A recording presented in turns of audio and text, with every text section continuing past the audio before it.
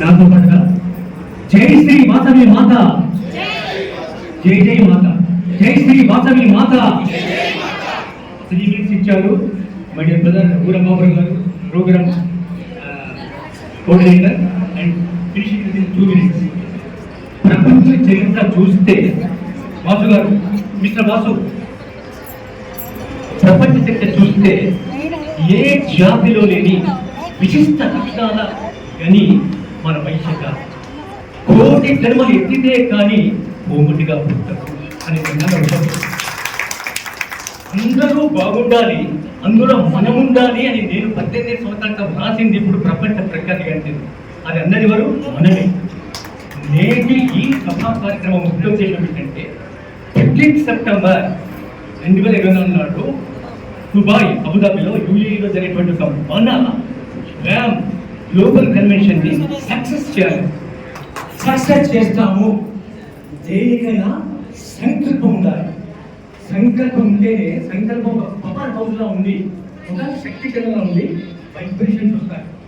అసలు మనం అనుకుంటే కదా మనం పోవాలి అనుకున్నప్పుడే ఇతరులు మనము మొబిలైజ్ చేస్తాం. మీరు చేయాలని ప్రపంచ ఆకాశ మహాసభ అధ్యక్షులు అక్కడ ఉన్నారు.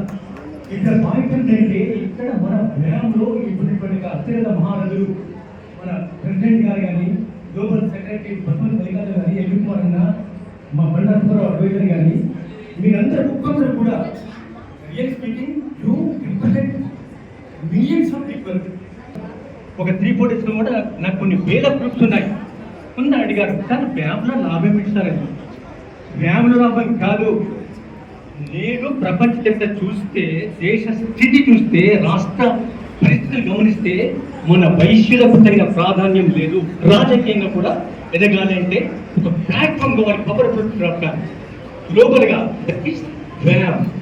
వ్యాయామంలో ఉన్న ప్రతి ఒక్కరు కూడా వ్యామియన్ అని ఒక పదం రాశాను. అది మనం తప్పకుండా వాడతాం. లయన్ లాగా, జేసీ లాగా వ్యాయామంలో ఉన్నవారు WAMIN వ్యామియన్.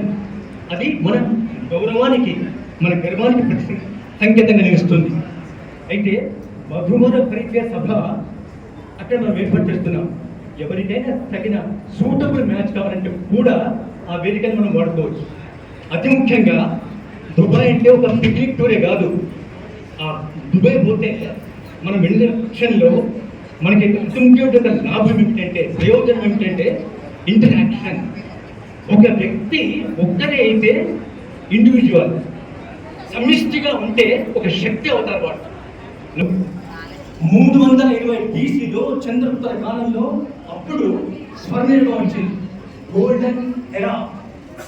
ఇప్పుడు ఇక్కడ ఈ రోజున వ్యామ్తో గోల్డెన్ పీరియడ్. ఏ అసోసియేషన్ తీసుకున్నా లిమిటెడ్ ఉంటాయి ఆశయాలు, కానీ మన వ్యామ్ విస్తృతమైన ఆశయాలతో అటు వీర, అలాగే మహిళ పురుషులకి, యూత్కి, సీనియర్ సిటిజన్స్కి నేటి కార్యక్రమం ఒక పునాదిగా గోల్డెన్ ఫౌండేషన్లో ఉంది. రాబోయే మన 15 సెప్టెంబర్ గ్లోబల్ కన్వెన్షన్ విజయవంతం చేయాలని మనసారా కోరుకుంటూ జై శ్రీ వాసవి మాత, జై జై మాత.